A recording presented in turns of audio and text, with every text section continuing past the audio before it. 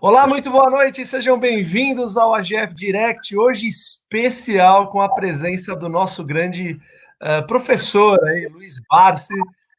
Barsi, é uma honra estar na sua presença aí, acho que todos nós estamos muito felizes aí em ouvir você aí. De antemão, a gente agradece aí sempre a oportunidade e de mostrar um pouquinho também para os nossos alunos, de ter uma proximidade maior aí. Tudo bom, Barsi? Boa noite. Boa noite a todos. Boa noite, seu Barsi. Com todos vocês. Boa noite. Nos assistindo, que a gente não vê aqui? Olha, a gente está com 154 pessoas agora ao vivo, pessoal. Isso aí. Um abraço a todos que estão nos ouvindo aí, Max Lane, o Silvio, o Lúdia Aguiar. Essa live fica gravada, tá bom? Lá dentro do nosso Nutror. Fiquem tranquilos. Quem não pôde acompanhar agora vai poder acompanhar um pouquinho mais tarde. A gente sorteou algumas perguntas, né, que a própria audiência mandou, e a gente vai começar com algumas perguntas para ver a visão do Barsi, né? Ver o que o Barsi está achando. Eu vou mandar uma aqui primeira, Barsi, que foi a mais. Antes de mais nada. Sim, vamos lá, Barsi.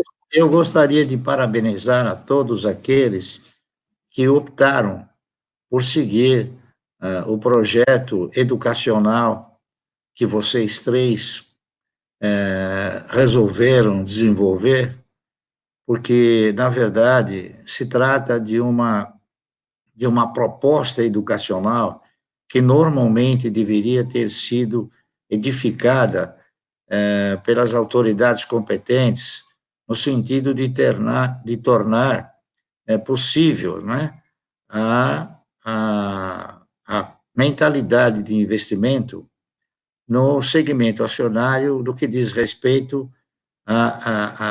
ao sentido da parceria, ou seja, a todos aqueles que se propuserem a investir no mercado de ações, não o fazerem de uma forma especulativa, porquanto sempre que este movimento se caracterizar, haverá a possibilidade de um ganho, como haverá uma possibilidade de uma grande perda. Aquilo que normalmente as pessoas vêm sendo orientadas, especialmente pelos tentáculos dos banqueiros, é que o mercado ele é um mercado de altíssimo risco, coisa que isso foi e tem sido uma fantasia criada pelo banqueiro que exorciza a possibilidade do indivíduo se associar a uma empresa investindo na geração, na distribuição e na circulação e na distribuição da riqueza. O banqueiro, ele prefere e pretende que todos os senhores direcionem os seus recursos a eles, para que eles direcionem esses recursos no sentido de serem favorecidos. Creiam que isso que eu estou falando é uma realidade, eu não ganho nada para falar isso, apenas e tão somente é um sentimento de tentar auxiliar as pessoas que exercitam o temor violento de direcionar seus recursos para o segmento de ações. Portanto, eu quero parabenizar a todos que vão progressivamente se desvinculando dessa anomalia de que o mercado ele é um mercado de extremo risco. O nosso mercado de valores ele prossegue sendo um mercado de oportunidades, e o importante é saber avaliá-las e produzir a leitura necessária e competente para que, em cada matéria, em cada artigo, em cada balanço, em cada movimento empresarial, o elemento procure desenvolver uma aplicação vitoriosa. Nós abominamos a forma de aplicação no sentido de ganhar juros, que nada mais é do que você ganhar um ágio, portanto, você está praticando um ato de agiotagem, e esse ato de agiotagem, ele não conduz o país ao crescimento. Ele não gera emprego, ele não gera riqueza, ele não gera, enfim, nada que possa ser útil a todos. Portanto, eu repito e consagro aquilo que eu disse no início, parabenizando a todos que seguiram e estão seguindo este projeto educacional criado por esses três elementos que hoje integram uma estrutura extremamente positiva no sentido de orientar. Eu sinto que eles não têm a intenção de mostrar aos senhores que os senhores vão ficar ricos de repente. Essa é uma inverdade, é uma fantasia. A riqueza poderá vir, entretanto, terá que ser monitorada por fatores importantes, como seja o investimento a médio e longo prazo, a disciplina, a paciência e outros ingredientes mais ligados aos fundamentos básicos para se investir no mercado de valores. Eu agradeço a todos e fico à disposição para as eventuais perguntas que os senhores queiram direcionar a mim. Então, Barsi, antes de mais nada, queria agradecer a participação do senhor aí mais uma vez, é uma honra enorme para a gente. Eu vou começar, na verdade, com a segunda pergunta, que eu acho que ela faz um pouquinho mais de sentido, e depois o senhor fala da primeira que o Fábio pode perguntar. A pergunta mais selecionada pela nossa audiência foi como o senhor identifica quando um projeto está perdendo fundamentos. Essa pergunta o Fábio vai fazer em seguida para o senhor. A segunda pergunta, que é a que eu queria fazer agora, é como identificar bons projetos. A nossa audiência está interessada em entender um pouco melhor isso, seu Barsi. Bom, a identificação de projetos, elas somente se caracterizam como um bom projeto, um mau projeto, um péssimo projeto, a partir do instante em que você avalia o projeto, não é isso? O diagnóstico do projeto, ele é circunstanciado pela forma com que você avalia esse projeto, considerando todos os fundamentos que devem priorizar uma análise fundamentalista. A forma de farejar bons projetos, ele quase que ele se pronuncia através do preço de uma ação. Por exemplo, digamos que uma empresa tem uma ação cotada a R$10. Aí, de repente, a ação dessa empresa cai para R$2. Eu estou procurando dar um exemplo prático. Aí você vai fazer o seguinte, você vai tentar desvendar, vai procurar por que a ação dessa empresa caiu dessa forma vertiginosa. Então, você tem inúmeros fatores a serem avaliados. É quando você começa a avaliar todos os fundamentos que conduziram a empresa a uma situação de degradação, diríamos, é isso? Não de canibalização, mas de degradação em relação aos seus resultados. Eu vou procurar dar um exemplo prático aqui.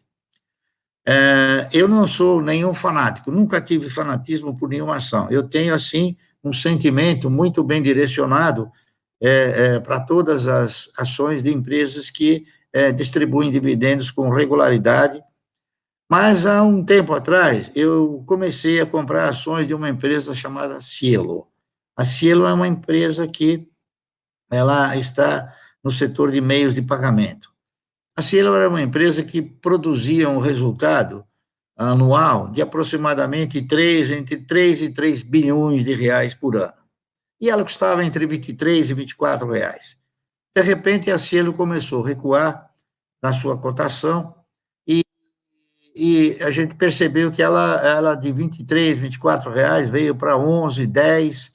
Aí nós fomos, então, indagar, fomos farejar por que estava acontecendo aquilo. E chegamos à conclusão que havia se instalado no mercado uma concorrência feroz, uma concorrência leonina, onde inúmeras outras empresas entraram para concorrer com a Cielo. Apesar da Cielo ostentar praticamente quase que 40%, 45% do mercado de meios de pagamentos, as demais empresas novatas, elas deram início a oferecer uma série de benefícios que até então não se verificava no mercado. Entretanto, uma das leituras que a gente possa ter desenvolvido é a seguinte, isso para fazer uma análise bem superficial. A Cielo reduziu o seu nível de resultados de mais ou menos 3 bilhões, e eu acredito que ainda este ano ela vai dar 1 bilhão de resultado. Muito bem. Eu não acredito que R$ 7,00 seja o preço ideal para uma ação como a Cielo, porque nós temos inúmeras empresas que dão 100, 150, 180, 200 milhões e custa R$40, custa R$30. Por exemplo, a Magazine Luiza. A Magazine Luiza ela tem um PL de 70 anos. Quer dizer, é um negócio admirável, né? Eu admiro, eu invejo o cidadão que compra uma ação da Magazine Luiza no sentido do investimento. Quer dizer, esse sim é um cidadão que gera no seu sentimento um sentimento de risco extraordinário, porque você comprar a ação de uma empresa que tem um PL, um preço-lucro de 70, 72 anos, poxa, isso daí é mais do que risco, é um super risco, está entendendo? Então, você pega, por exemplo, voltando a uma análise assim, bem superficial da Cielo, uma empresa que hoje está sujeita a um procedimento que, no meu entender, ele é extremamente nocivo para o mercado, é a questão das locações. A Cielo hoje tem mais de 132 milhões de ações locadas. Lamentavelmente, não é a estrutura Cielo, é a nossa estrutura de mercado, a nossa estrutura de investidores de mercado, é que não suporta uma pressão tão extraordinária como essa. Então, o que acontece?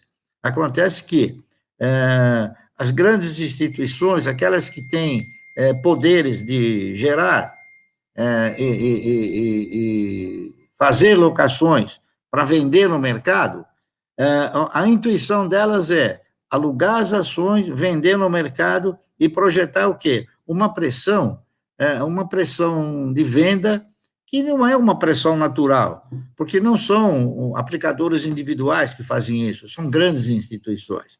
E essas grandes instituições, então, para que eles possa ser conveniente a recompra das ações, eles ativam notícias, e até agora eu não consegui ver nenhuma notícia boa em relação à Cielo. Tudo que ela vai quebrar, que vai fechar o capital, enfim, que vai ser ruim, enfim. Então, eu acho que essas notícias são todas programadas.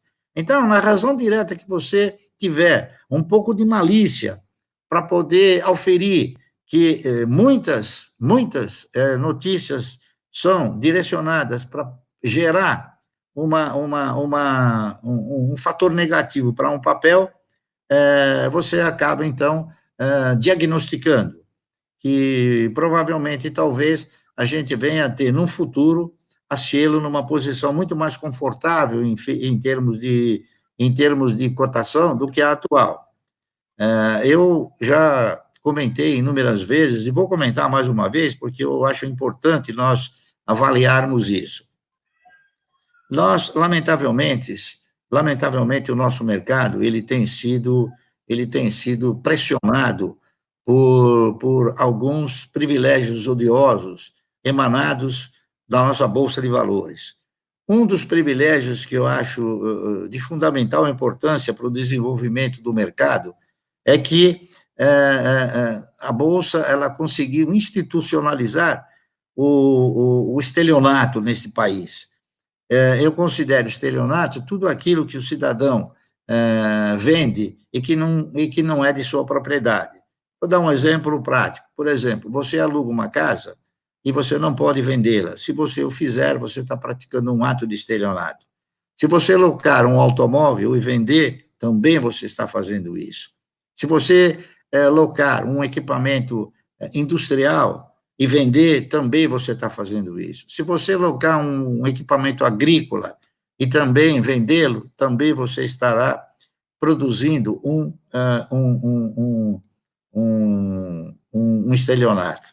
Acontece que você tem um ativo chamado ação, que a Bolsa conseguiu, ninguém sabe como, só a CVM talvez possa explicar isso daí, que o cidadão possa alugar uma ação e vender. Está entendendo? E está tudo bem, não tem problema nenhum. Ele não praticou um ato de estelionato. Os demais que compram ativos e vendem, que locam ativos e vendem, praticam um ato de estelionato. A Bolsa conseguiu fazer com que o cidadão compre, alugue uma ação, venda e não é estelionato. Quer dizer, então, são dois pesos para a mesma medida, não é isso? Então, eu tenho como mais uma avaliação para isso, para falar como é que a gente desvenda, como é que a gente avalia, como é que a gente personaliza um investimento, o caso da Cielo. Então, eu acredito que a Cielo, ela hoje vem sendo muito penalizada em função do quê? Em função de que os nossos agentes econômicos, eles perderam consistência. O nível de atividade econômica caiu muito. Então, o que acontece? Essas outras concorrentes da Cielo, elas entraram no mercado para suportar o movimento de uma atividade. A razão direta é que esse movimento crescer, que a economia crescer, eu não vejo como essas empresas terão capacidade financeira de suportar os meios de pagamento como os grandes detentores de capitais, como é a Cielo, que tem como seus principais acionistas o Banco do Brasil e o Bradesco, ao mesmo tempo que tem a outra que tem do Itaú, uma outra também que é da Rede, né? e a Jetnet, a Rede e a do Safra Pay. Então, é só uma questão de esperar, por isso que mercado de valores é investimento, tá certo? Hoje, ainda, voltando a falar da Cielo, que eu não estou fazendo propaganda da Cielo, eu não ganho nada para fazer propaganda, e eu não estou fazendo propaganda, eu estou apenas respondendo a pergunta do Felipe, que ele perguntou como é que eu vou definindo a validade ou não de um projeto, tá certo? Então, eu acho que a Cielo, a R$7 é um grande negócio, tá entendendo? Essa que é a minha verdade. Então, fica aí a avaliação dos senhores, para interpretarem da mesma forma como eu interpreto. Porque, na verdade, eu interpreto as coisas diante de um arrazoado de fundamentos e olhando num horizonte um pouco mais distante. Correto? Não é uma coisa tão trivial, né, pai? Não é trivial. Não é trivial. E a gente percebe também o seguinte, que existem parâmetros, né? O mercado, aos poucos, ele vai estabelecendo parâmetros. Eu diria o seguinte, amanhã, se efetivamente as autoridades interpretarem que alugar uma ação e vender essa ação é um estelionato, todos aqueles que locaram as ações terão que correr para o mercado para recuperar essas ações e entregar. Aí eu tenho absoluta certeza que a Cielo não vai custar R$7. Não sei quanto, mas não vai custar 7. Ok? Não sei se expliquei ou respondi a sua pergunta. Certeza. Obrigado, senhor Bárcia.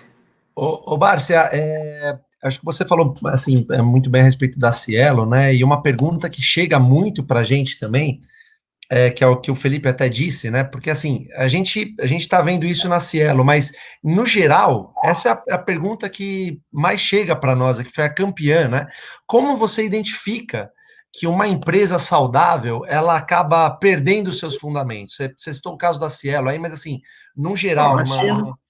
A Cielo foi uma empresa, que nos permitiu chegar a uma conclusão como essa, né? Ela perdeu consistência, ela perdeu faturamento, ela perdeu market share, enfim, ela perdeu o mercado. E com essa perda de mercado, ela teve prejudicado o seu faturamento e teve prejudicado o seu resultado.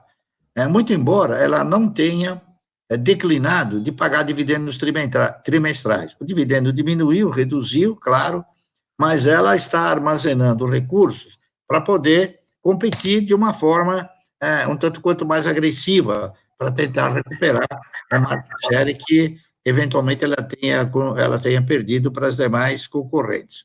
Agora, farejar e desenvolver um feeling de como se chegar a bons resultados, nada mais é do que um produto de pesquisa, de avaliações, de leitura, de avaliar matérias, está entendendo?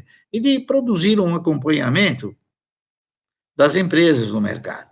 Então, na razão direta em que as empresas desenvolvem os seus mecanismos, na razão direta que as empresas desenvolvem as suas mutações patrimoniais, ou então as suas mutações de bases acionárias, a gente vai, então, introduzindo uma análise em cada uma dessas empresas, e vai avaliando os seus projetos. Eu vou dar um exemplo prático que eu costumo fazer. Num determinado instante da história, eu li uma matéria onde uma empresa canibalizada pela estrutura PT, uma empresa com controle acionário de origem estatal, ela havia sido alvo de um programa de recuperação. Muito bem. Eu fui avaliar esse programa de recuperação e, analisando todos os movimentos que a empresa pretendeu direcionar a esse projeto, cheguei na conclusão de que, no médio e longo prazo, a recuperação da empresa seria possível e viável. Essa empresa se chama Paranapanema. Eu, então, fui, e muitos dos senhores estiveram com a gente visitando a Paranapanema em Dias Ávila, e todos aqueles que lá estiveram puderam constatar que havia um sentimento de incompatibilidade entre a avaliação física que se fazia da Paranapanema com o retrato da sua cotação. Muito bem. Avaliamos todas as recomendações, consideramos todos os fundamentos e chegamos à conclusão que, se ela conseguisse transpor todas as suas metas, todas as metas integrantes do projeto, provavelmente ela teria condições de se recuperar, é isso? Então, chegamos num momento em que a empresa estava a 80 centavos, recomendamos a sua compra, fomos fantasticamente criticados, porque recomendamos a compra de um papel que custava 80 centavos, e sabíamos, era uma empresa que tinha uma perspectiva muito favorável, né, de estar considerada como quebrada, está entendendo? Mas com um projeto de recuperação viável. Essa que é a realidade. Avaliamos todos esses fatores e passamos a acompanhar todos os movimentos da empresa no que diz respeito à superação de suas metas. Progressivamente, essas metas foram sendo superadas e o projeto foi se consolidando, a ponto de que, hoje, uma ação da Paranapanema, que custava 80 centavos, custa 28, 29 reais, porque ela fez um grupamento, né? E a evolução não foi em função deste aumento de preço, porque há uma correlação entre a base acionária e a cotação. Mas, de qualquer maneira, aquilo que não estava no projeto da Paranapanema, e que foi a melhor coisa que aconteceu para a empresa, foi o seguinte: foi o fato dela perder o controle estatal e passar para o controle particular. Hoje, a Paranapanema é uma empresa da iniciativa privada e, como tal, a gente sabe que ela não voltará a ser canibalizada. Portanto, uma das metas constantes do projeto, que seria o quê? A sua capitalização através de uma chamada de capital ainda não aconteceu, provavelmente, talvez, porque hoje a nova estrutura acionária de controle já interprete que não haja necessidade desta capitalização imediata. Provavelmente, talvez, esta capitalização possa vir a se concretizar através do reinvestimento dos resultados que começaram agora a aparecer e diante de perspectivas favoráveis, porque nós temos aí pela frente a possibilidade da indústria automobilística investir bastante no carro elétrico, e o carro elétrico ele conduziria um peso em cobre muito mais consistente do que o carro atual. Essa, portanto, é uma das visões, né, que não é visionária, é uma coisa que é consistente, é uma coisa que vai ocorrer, que vai acontecer. Então, em termos de investimento, em termos de parceria, nós continuamos parceiros da Paranapanema, na esperança que ela venha desenvolver toda essa programação projetada na sua proposta de recuperação. E é isso aí. Não sei se consegui explicar, não é isso? Super claro, Barsi, super claro, viu? Então, vamos, Felipe, então vamos lá para novas perguntas. Vamos lá. Ô, seu Barsi, sendo bem direto aqui, o pessoal está interessado em saber se o jacaré está de boca aberta, fechada, se ele está descansando. Enfim, muita gente que fez o nosso treinamento está querendo saber se é hora de aportar ou se é hora de esperar. Qual que é a leitura do momento atual do senhor? O que o senhor pode dizer um pouquinho sobre isso? O jacaré sempre costuma fechar a boca quando pousa um passarinho na sua gremalheira, na sua dentadura. Não é isso? E a grande realidade é essa, é que, no meu interpretar, pousou um passarinho chamado TRPL, tá certo? Nós estamos tentando deglutir esse passarinho com a maior competência possível. O que eu quero dizer aos senhores é o seguinte: eu não dou nenhuma importância àquilo que as estruturas, especialmente a Bolsa, procura demonstrar aos senhores em termos de imagem. O índice Bovespa, ele é o tradutor de uma imagem e ele reflete o quê? Ele reflete uma carteira teórica que, sincero e honestamente, ele não reproduz com fidelidade o sentimento das cotações. A carteira teórica do índice Bovespa, ela foi e está sendo direcionada no sentido de gerar um sentimento de euforia que tende a sensibilizar todos a entrarem no mercado. Eu gostaria que os senhores refletissem o seguinte: lamentavelmente, as pessoas que se direcionaram para o mercado de valores, eles não estão direcionados, eles não estão entrando no mercado porque eles acreditam que o mercado seja um bom fator de investimento. Eles estão fugindo dos juros baixos da renda fixa, tá certo? A verdade é essa. Então, aqueles que estão comprando ações, eles não se convenceram que o mercado de ações é um grande negócio. Na minha interpretação, eles estão fugindo dos juros baixos, tentando uma oportunidade em um outro segmento da economia que, veja bem, não é do conhecimento deles, e eles estão arriscando em programas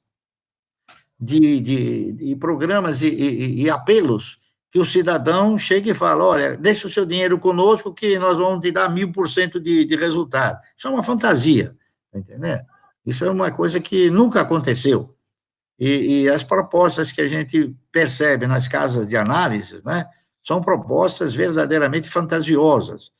Então, é muito importante que os senhores se conscientizem de que investir no mercado de ações, os senhores terão sempre que procurar um profissional ou uma equipe, como vocês constituíram esse projeto educacional, que gere uma orientação voltada para a educação e o sentimento do cidadão ter o quê? Dele ter um sentido de aplicar a médio e longo prazo, tá certo? É isso aí. Não sei não sei se me fiz explicar bem, mas é o meu sentimento. O pessoal do chat está adorando, Barsi, com certeza Então, você se o passarinho chamado TRPL, ele está sendo agora deglutido através do quê? Através de uma inserção de valores programada dentro de cotações bem ajustadas, sem aquela ansiedade de chegar na meta com a maior brevidade possível. A nossa meta é uma meta, sempre foram metas ousadas, não é isso? E não é dessa vez que não será. Portanto, a nossa meta continua em cartaz, tá certo? E vamos tentar alcançá-la dentro das possibilidades que o mercado nos oferecer. Está correto? O senhor pode abrir. A visão que eu tenho do passarinho TRPL é a seguinte, é que ele deverá, no futuro, proporcionar excelentes dividendos e uma trajetória de alavancagem muito parecida com aquela que ela já ostentou há tempos atrás. O senhor chegou a comentar que o senhor, quando comprou ela estava R$16. Há 10, 12 anos atrás, quando eu comprei as ações da TRPL, até eu vou fazer um comentário interessante. Eu não me lembro, no ano de 2010, 2009, né, ela custava 13, 14 reais, foi depois da crise do subprime de 2008, ela chegou a uma posição, ostentar uma posição barata, e sempre foi uma empresa que distribuiu dividendos compensatórios aos detentores de suas ações.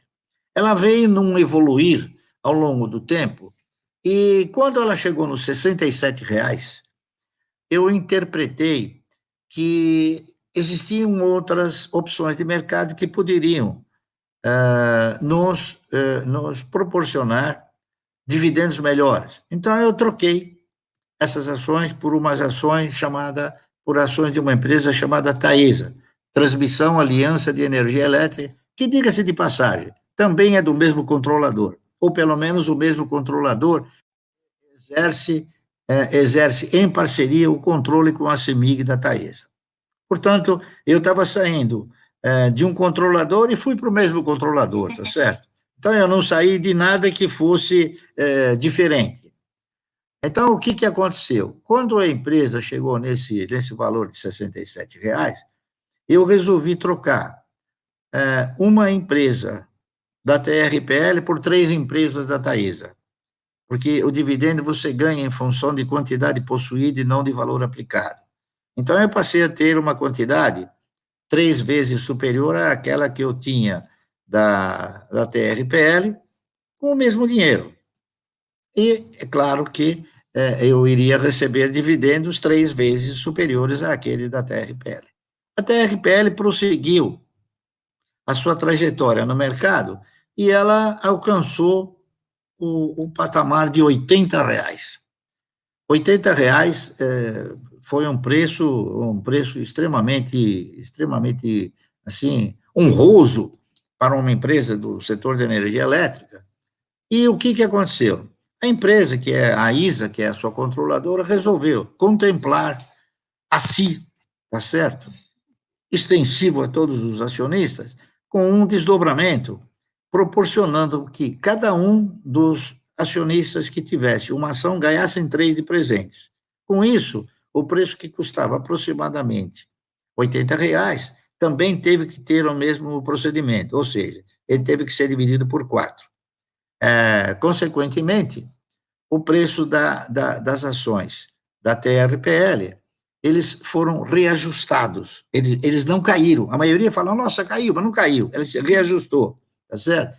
Reajustou para R$19, R$20. E, como consequência, o fator psicológico que envolve a maioria dos desavisados, o desavisado, ele chega, o seguinte exclamação que ele faz, nossa, a TRPL custava R$80, está R$20, vou comprar. Está entendendo? Esse é o sentimento do desavisado. Então, começaram a comprar ações da TRPL de uma forma desordenada, não é isso? E ela chegou a R$26. Quando o cidadão se deu conta que R$ 26 já significava dizer mais de 100 reais no preço original, poxa, eu comprei um papel caro.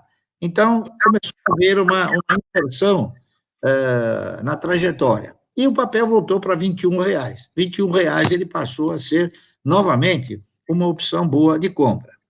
Então, o passarinho TRPL, ele tem a seguinte perspectiva, uma trajetória muito parecida daquela que houve quando ele, a R$ 16, chegou a 67. Eu não digo que ele vai chegar a 67, absolutamente, mas com certeza ele não ficará por muito tempo nesses 22, está correto? Então, isso é uma interpretação, uma análise, e o que eu quero dizer para os senhores é o seguinte, nunca se esqueçam de avaliar a questão psicológica no mercado, né? Existe uma psicologia sobre as ações da Cielo, existe uma psicologia em função das ações da TRPL, tá certo? Perspectivas bem fundamentadas de que, num futuro próximo, o dono da TRPL, como já foi no passado, ele incorporou uma outra empresa dentro da TRPL, que foi a Companhia Paulista de Transmissão de Energia, não é isso? Então, quer dizer, o que foi constante no passado é provável no futuro, tá certo? Então, eu interpreto que a TRPL é uma empresa que vai integrar, ou vai reintegrar a minha carteira de renda mensal, apelidada por carteira de previdência, não é isso? Que ela vai ostentar uma renda mensal para mim, uma renda boa, porque, segundo a sua diretriz, segundo a sua política de distribuições, ela distribui 75% dos resultados. Portanto, muito superior à mediana do mercado das empresas que distribuem aproximadamente 25%, 30% ou 40% dos resultados. Está correto? Então, o passarinho TRPL está aí explicado. Tá certo? Quem acreditar que ele possa ser uma ave deglutiva, vai junto. Quem não acreditar, não vai. Isso aí eu não estou falando para ninguém comprar, estou falando que eu estou comprando. E fim de papo. Isso aí. Marci, vou aproveitar esse gancho da TRPL, porque essa talvez seja uma das maiores perguntas que o AGF recebe, sem sombra de dúvida. A respeito do tag along da TRPL, isso te incomoda? Olha, me incomoda, eu não compro uma ação exclusivamente com este eventual benefício, é isso. O tag along, ele é um instrumento que pode, eventualmente, favorecer o acionista. Mas ele só irá favorecer o acionista se a empresa for vendida, tá certo? Então, na realidade, é um benefício que a gente poderia considerar como subjetivo. Depende se a empresa for vendida. Se houver uma incorporação, aí, claro, haverão confrontações de elementos patrimoniais, não é isso? Com fatores de mercado, enfim, uma série de outras avaliações, e eu não acredito que o indivíduo seja prejudicado. Agora, é lógico, um tag along, ele é um instrumento aqui no Brasil, porque, lamentavelmente, as nossas autoridades, que não entendem nada de mercado, essa que é a verdade, eles ainda não se conscientizaram que aqui não deveria ter mais ações preferenciais, deveriam ter somente ações ordinárias, tá certo? Enfim, mas isso é uma coisa que tem que repousar sobre a consciência de todos, né? Especialmente da CVM, não é isso? Que, no meu modo de interpretar, ela foi criada para gerar regras e fiscalizar o mercado e proteger o acionista minoritário, e ela acabou se transformando num órgão arrecadador, porque o negócio da CVM é fazer multa, é arrecadar dinheiro, tá certo? E é isso aí. Perfeito. Muito bom. Tá respondido. Felipe, então vamos pegar a pergunta da audiência? O seu Barsi, a próxima pergunta aqui no ranking das mais elencadas, o pessoal está interessado em entender um pouco como foi o processo de construção da carteira do senhor. Então, a gente sempre busca falar que parte da carteira, como o senhor mesmo falou agora há pouco, né, a carteira de renda mensal, a carteira previdenciária, ela deve estar consolidada primeiro e depois começar a olhar para oportunidades, ou seja, o senhor mencionou a Paranapanema, outras empresas que passam por situações especiais. Em que momento, ao longo dessa trajetória do senhor, o senhor começou a olhar para oportunidades? Em todos os momentos. A oportunidade, ele é um fator presente no mercado. E se você tiver a fortuna de saber aproveitá-las, é claro que você vai alavancar os seus recursos para produzir uma carteira de renda mensal cada vez mais generosa. Eu comecei pequeno, tá certo? E, é claro, eu, na medida do possível, eu aproveitava as oportunidades, não é isso? E os recursos obtidos com a alavancagem dessas oportunidades, eu concentrava na carteira de renda mensal. Carteira de renda mensal, ela é praticamente inviolável, porque se você quer montar uma previdência, é uma previdência, a previdência é ad perpétuo em muitas ocasiões, não é isso? Então, eu vou até citar um exemplo que eu costumo citar. Hoje a Klabin, se não me falha a memória, tem 120 e poucos anos, né? Eu não tenho 120 e poucos anos de acionista da Klabin, eu tenho só 30, tá entendendo? Então, o que acontece? Se eu tivesse 125 anos, talvez eu seria um que tivesse na minha veia aí a saga Klabin, tá certo? Mas não tenho. Então, eu espero que daqui a mais 120 anos, que eu não vou estar vivo, mas meus sucessores continuem com as ações da Klabin, como os sucessores da saga Klabin continuam. Não são todas as empresas que ostentam essa perenidade, não é isso? Mas a Klabin ostenta. E a gente percebe que grande parte das empresas, elas têm a possibilidade de se constituir em projetos dessa natureza, está entendendo? Então, eu sempre tenho um olho no peixe e outro no gato, ou seja, eu olho para as cotações das empresas que integram a minha carteira de renda mensal, quando estas ações, elas não ostentam uma cotação assim, conveniente para você aumentar a posição, aí você parte para quê? Você parte ou para uma nova estrutura previdenciária, que é o caso do passarinho, não é isso? Ou então você desacelera, a aquisição de ações que constituem a sua carteira. Vou dar um exemplo prático, tá certo? Eu tenho uma quantidade razoavelmente boa de ações de uma empresa do setor de química chamada Unipar. A Unipar, hoje, ela custa R$ 42. A perspectiva do dividendo dela porque, na verdade, a política de dividendos dela está lastreado na distribuição de 25% do lucro. Muito bem. O lucro dela, salvo melhor juízo, não é isso? Eu acredito que ela deva dar, sei lá, provavelmente um lucro de 200 milhões esse ano, porque ela passou por algumas fases difíceis, não é isso? É uma empresa que tá atenta à questão de commodities, né? E as commodities nem sempre elas são favoráveis, elas podem, assim, às vezes, carregar um sentimento muito desfavorável para a empresa. Então, eu me perguntei, Parse, você vai comprar uma ação que custa R$ 42, que se der um dividendo de 50 centavos, e paga dividendo uma vez por ano, de 50 centavos, quanto representa isso de yield? Representa 1%. Então, não é um bom negócio. Tá certo? Eu não vou vender, por quê? Porque é uma empresa é uma empresa que constitui a minha carteira de renda mensal. E meu custo não é 42 centavos. Se eu comprar 42 centavos, eu estou fazendo uma imbecilidade. Meu custo é muito inferior a isso. Tá certo? Então, eu vou deixá-la na carteira de previdência até cair um raio sobre ela, que ela volte para R$10. Aí ela vai ser um bom negócio. Tá entendendo?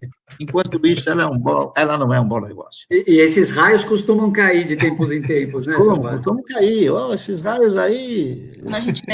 Quando a gente menos espera. Esses raios aí que eu me refiro são o quê? São as chamadas crises, não é isso?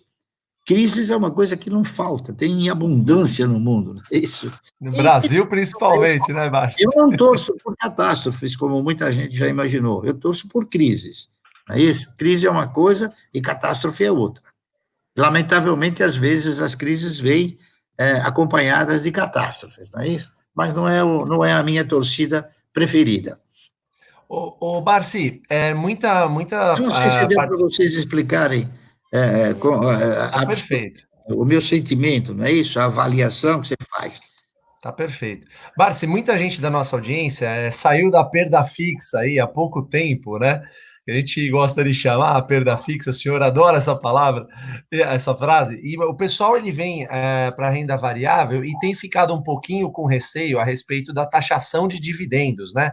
Como é que fica a nossa estratégia de montagem de carteira previdenciária num cenário de taxação de dividendos? O que você pode falar um pouquinho sobre isso? A interpretação que vem a mim é o seguinte: nós, num passado não muito distante, os dividendos já eram tributados em 10%. Na gestão do presidente Fernando Henrique, houve uma alteração e o mercado passou a também concorrer com a possibilidade de receber, ao invés de dividendos, juros sobre capital próprio. E os juros sobre capital próprio, eles passaram a ser tributados ao invés do dividendo. Eu acredito o seguinte: eu não tenho, assim, uma profunda escolaridade jurídica para poder fazer afirmações, mesmo porque eu nunca me interessei por ser um advogado, né? Eu apenas estudei direito para poder me defender dos maus presságios. Então, o que acontece? Nos Estados Unidos, o dividendo ele é tributado. Acontece que na Constituição dos Estados Unidos não existe um parágrafo que proíbe a bitributação. Aqui no Brasil existe. Então, quando foi avaliado a questão da tributação do dividendo em 1994, por lembrança que eu possa ter, comentou-se sobre isso, não é isso? Um mesmo valor não pode ser tributado duas vezes, porque isso significaria bitributação. Isso não significa dizer que não possa voltar a ocorrer, pode.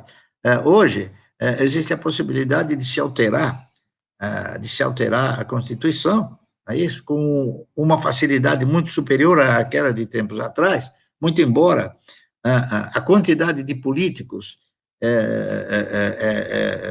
deixa claro que isso não é tão simples assim, porque política, na verdade, a sua definição, olhada por mim, vista por mim, política é a arte de administrar interesses, não é isso? E os políticos sabem, como ninguém, administrar os seus interesses em seu benefício. Então, o que nós poderíamos interpretar? Será que os empresários estrangeiros, eles se sentiriam confortáveis em saber que, investindo aqui no país, seus lucros poderiam ser tributados duas vezes? Será que não há que se refletir sobre isso? Nós buscamos investimentos do exterior, mas nós, infelizmente, temos uma saga, né, que as nossas instituições não mantêm regras estáveis. A nossa jurisdição, ela se modifica de uma forma inquestionavelmente rápida, não é isso? Então, eu digo o seguinte: eu defino dessa maneira: nós somos uma democracia corporativista, é isso? E apesar de não sermos uma ditadura, nós temos centenas de ditadores, certo? E todo dia que a gente vê um ditadorzinho, não é isso? Ele passa por cima das outras entidades do país, não é isso? O setor jurídico passa em cima do legislativo, o executivo passa em cima do judiciário, e assim sucessivamente. Então, as decisões monocráticas que eu me refiro a esses pequenos ditadorzinhos, não é isso? Elas precisam desaparecer. As coisas aqui têm que começar a acontecer em termos de colegiado, certo? Para que o país possa caminhar dentro de uma estrutura de avaliação em termos de quê? Em termos de equipe, não em termos de apenas um elemento, certo?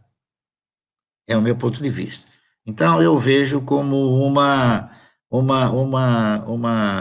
um fator negativo nós tributarmos o dividendo, porque além da fortíssima tributação que nós exercemos sobre a operação de uma empresa, tributar mais ainda o seu lucro seria talvez um apetite demasiado para a fome dos investidores estrangeiros. Pelo menos alguns investidores comentam sobre isso. E outra coisa também, nós tivemos uma proposta, né, do atual presidente que ele não iria, de forma alguma, compactuar com mais aumentos de tributos. E esse seria o quê? Mais um aumento de tributos, tá certo? Lamentavelmente. Eu gostaria de falar uma coisa para vocês, porque eu acho que existem pessoas escutando. Eu diria o seguinte, eu conheço trajetórias que possam aumentar substancialmente a arrecadação do país, tá certo? Se as autoridades estiverem interessadas, basta me procurar no Conselho de Economia, que lá estarei para colaborar com o governo, ok? É isso aí, Barsi para presidente. Não, pelo amor de Deus, jamais. Seu Barsi, aproveitando que o senhor está falando de atualidades, né, já que o dividendo é um assunto bem atual, o que o senhor tem achado desse movimento de alta do mercado? O senhor já passou por vários movimentos parecidos ao longo da sua trajetória. Como o senhor interpreta isso e, principalmente, toda essa sensação de euforia com a Bolsa? A gente começa a ver a Bolsa na capa do jornal todo dia batendo recordes. Como que o senhor interpreta? O que passa na cabeça do senhor nesses momentos? Bom, eu interpreto da seguinte forma. A maioria das pessoas que estão se direcionando para o mercado e investindo em ações, na verdade, eles não estão comprando ações com a consciência devida. Conforme eu disse, eles estão fugindo da renda fixa, da renda garantida. Então, eles estão buscando o quê? Estão buscando novos horizontes em termos de investimento. E, nessa busca de novos horizontes, eles têm feito aplicações irremediavelmente horríveis, está entendendo? Como, por exemplo, aquela que eu citei, cuja empresa tem um PL de 70, 72 anos. E não é somente ela, outras também, é isso?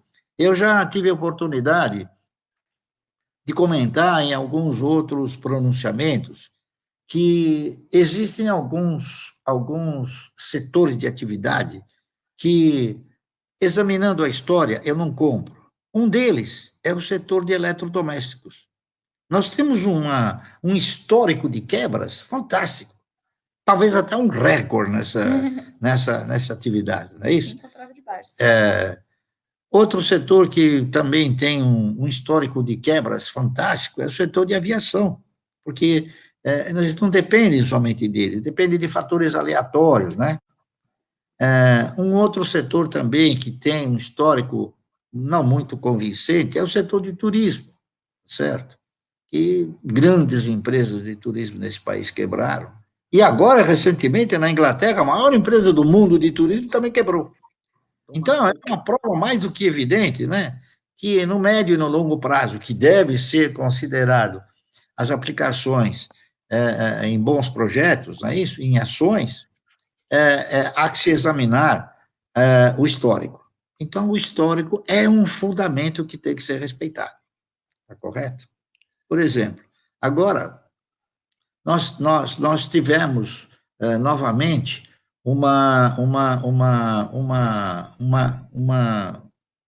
ressuscitação de um movimento no setor imobiliário. Mas é que uma modificação extraordinária no setor imobiliário. Então, nós tivemos o quê? Nós tivemos um avanço nas construções, só que o apartamento maior que se constrói agora é de 40 metros, tá certo? Então, a gente está percebendo o seguinte, que a construção chegou no poder aquisitivo do indivíduo, tá certo? Os financiadores estão proporcionando financiamentos mais acessíveis, porque a taxa de juros caiu. Então, o preço do imóvel pequeno está chegando com mais velocidade no bolso do nosso contribuinte, do cidadão brasileiro. Então, é por isso que talvez o setor imobiliário, nesse contexto, ele evoluiu. Mas, se você pegar os grandes apartamentos, os imóveis de grande metragem, eles continuam sem liquidez, tá certo? Essa que é a verdade. É verdade. É o meu modo de verificar. Então, você veja bem, na razão direta dos acontecimentos, você vai produzindo leituras. Essas leituras que você produz, que você gera dentro do seu sentimento, ela vai aprimorando o seu feeling na razão direta que você vai direcionando esse feeling para os setores de atividade. Está correto? Então, eu espero que o cidadão brasileiro que voltou, ou pelo menos se atreveu a comprar ações, que ele não interprete que esta postura seja não um convencimento de que uma ação é um grande negócio, e sim que ele seja o quê? Uma fuga da renda garantida ou da renda fixa, ok? O Barsi, a gente deu uma horinha aqui. Também de evidenciar o seguinte, eu tenho notado que os dirigentes da Bolsa, eles têm costumado afirmar que o mercado ele teve um ingresso de muitos investidores. Eu tenho a impressão que a quantidade de investidores no mercado é muito pequena. O que houve é uma quantidade muito grande de traders, não é isso? Que querem ganhar no curtíssimo prazo e acabaram se transformando em ganhadores de trocados, tá certo? Então, a nossa visão não é essa, a nossa visão é de médio e longo prazo, de projetos que possam vir a se constituir em ótimos desempenhos, em ótimas performances, projetos esses que possam estimular para que as ações ganhem um universo de cotação melhor e gere o resultado esperado. Ô Barsi, já deu uma horinha aqui, a gente não quer te atrapalhar tanto assim aí, mas posso fazer uma última pergunta antes de encerrar? Aí o Felipe chama as considerações, tudo bem se a gente fizer mais uma pergunta? Perfeito. Como é que é uma pergunta também que a audiência faz muito? Como é que você define um peso para cada ação que você tem na carteira? Como é que você faz essa lógica? Como é que você trabalha com isso? Eu tenho procurado exercitar um sentimento que, na verdade, não existe uma lógica, certo? Existe um sentimento de retribuição. Por exemplo, se eu tenho o sentimento, a pretensão de estruturar, de manter, de aprimorar uma carteira de renda mensal, eu vou, na medida do possível, contemplar a questão da renda mensal. Então, as empresas que me proporcionarem uma renda mensal melhor, eu vou defini-las como um investimento maior. Aquelas que definirem que a minha renda mensal vai ser menor, eu vou ficar com elas sem aumentar. Eu dei exemplos. A Unipar, por exemplo, ela vai me dar uma renda pequena. Para que eu vou comprar mais ações da Unipar? Eu vou comprar ações daquela que vai me proporcionar um dividendo superior a esse, não é isso? E eu gostaria até de alertar a todos uma coisa que me parece de fundamental significado, é isso? Eu procuro, sempre que possível, exorcizar o sentimento do patrimônio. Por quê? Porque o patrimônio, ele é um alimentador de ego, entendeu? O que eu sentimentalizo como importante é exatamente a receita proveniente da distribuição dos lucros, ou através dos juros, ou através dos dividendos. Então, o patrimônio, ele não alimenta você em termos reais, ele alimenta o seu ego, ao passo que os juros e o dividendo, eles te alimentam de uma forma positiva, tá certo?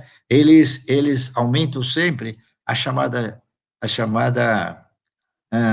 CB, que nada mais é do que a conta bancária, tá certo? Muito bom. Seu Barsi, Bom, para responder, eu espero que os vossos ouvintes eles interpretem que o que eu falo para vocês é uma verdade. Eu não falo nada de poesia nem nada, tá entendendo? É um sentimento que é um sentimento real, profundo e sincero. E tudo o que a gente procura desenvolver ao longo da nossa vida sempre foi no sentido de tentar ajudar, como vocês fazem, não é isso? Como vocês têm feito, tentar ajudar as pessoas através do quê? Através de um projeto educacional que os direcione para uma caminhada vitoriosa, ok? Muito obrigado. Barsi, oi. Antes de qualquer coisa, assim, queria reforçar novamente que é uma honra enorme para a gente ter o senhor aqui. A gente sabe da dificuldade que é fugir um pouquinho da rotina, então a gente agradece de coração. E antes de encerrar, eu só queria que o senhor passasse uma mensagem para as 387 pessoas que estão conectadas nesse momento assistindo o senhor. Então, só uma mensagem final aí para todo mundo, por favor, seu Barsi. Bem, a minha mensagem, o que eu procuro sempre direcionar aos indivíduos é o seguinte: não tenham absolutamente receios de investir seus recursos do segmento de ações. Procurem fazê-lo de uma forma equilibrada, de uma forma avaliada, sempre sob a orientação de um profissional bem intencionado, que possa dirigi-los de forma tal que os senhores alcancem resultados, não é isso? Eu costumo dizer em off, mas eu vou falar agora aqui também, que não é em off, o seguinte, que o melhor negócio do mundo são as ações. Eu duvido que exista algum outro tipo de investimento que possa gerar uma remuneração ou a remuneração com um efeito multiplicador tão intenso como as ações. Se você não acreditar, tudo bem. Se você acreditar, experimente, que eu tenho certeza que você, bem orientado, será muito bem gratificado, ok? Um grande abraço a todos e procurem examinar as coisas sempre dentro desse critério, ou seja, do investimento e da parceria, ok? Muito obrigado a todos. Muito obrigado, Barsi. Muito obrigado a todo mundo, gente. Obrigado. Esse foi mais um AGF Direct e Barsi, brigadão. Agora vou tomar meu vinho. Merecido vinho. Merecido. Tchau, Barsi. Obrigado, seu Barsi. Boa noite. Saúde. Saúde. Tchau, gente. A gente encerra aqui, pessoal. Tchau, pessoal. Obrigado. Valeu. Zeramos o jogo, todo mundo. Beijão, Lulu. Beijão, Felipe. Beijão, família GF, que está aqui prestigiando a gente. Valeu. Muito bom. Grande abraço a todos.